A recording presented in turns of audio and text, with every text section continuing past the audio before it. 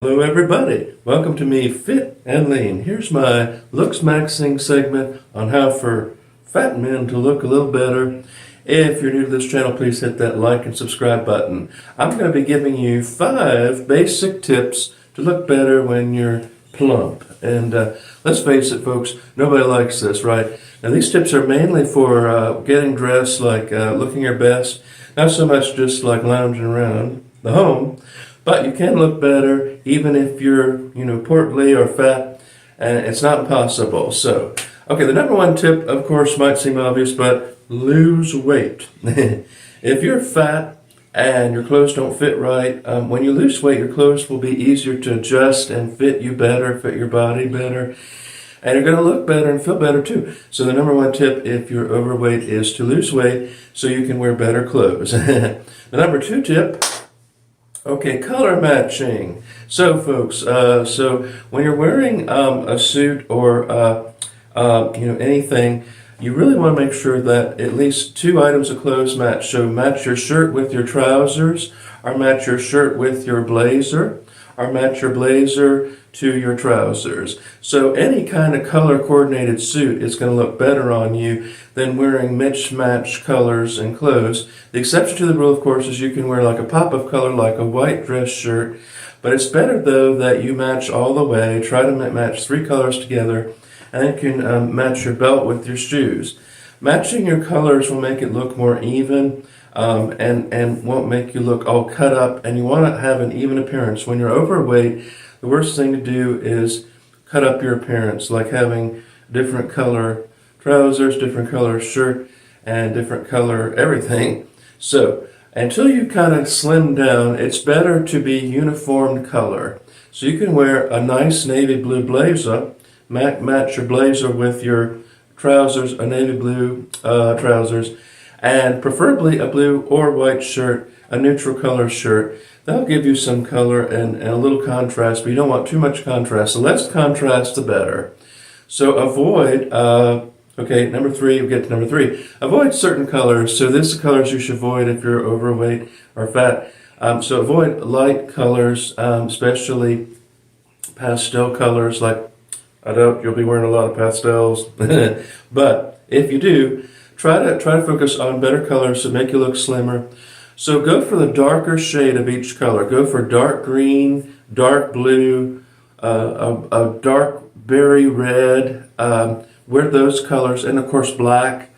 Avoid white if you can, although white is my favorite color. But avoid white. Try to pick the darkest shade of each color, so that you can look better and more uniform.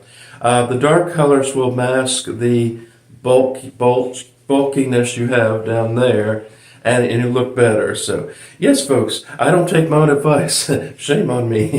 But I get carried away. Sometimes you want to wear something a little bit more interesting, and you decide that you can wear a bright green shirt or something.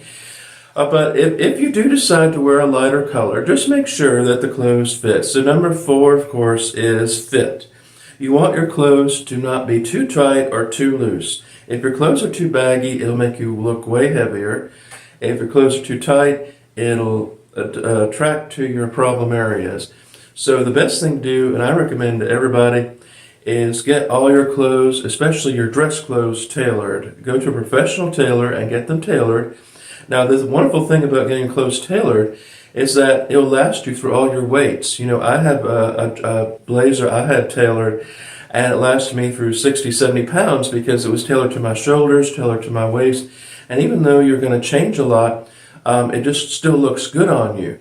When you buy suits off the rack, they don't look as good, and most suits are not designed for men with different proportions.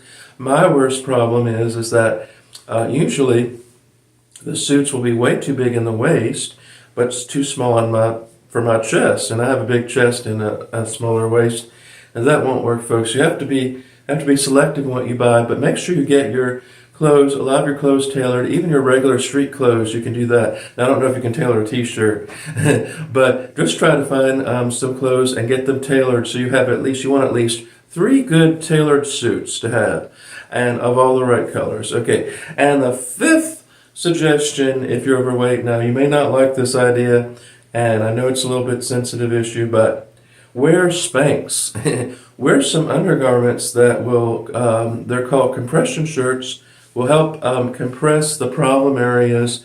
It'll take at least 5 to 10 pounds off your look.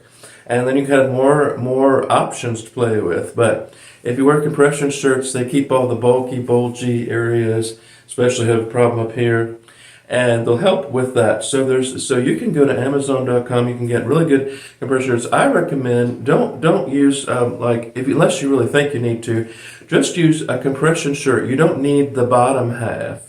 Just use and I recommend a V-neck. Get a V-neck compression shirt. They're about $20 on Amazon.com. And what they do is they take a lot of the bulky areas and they firm them. So everything looks firmer. Everything looks less lumpy. And you don't want the lumpy look, right?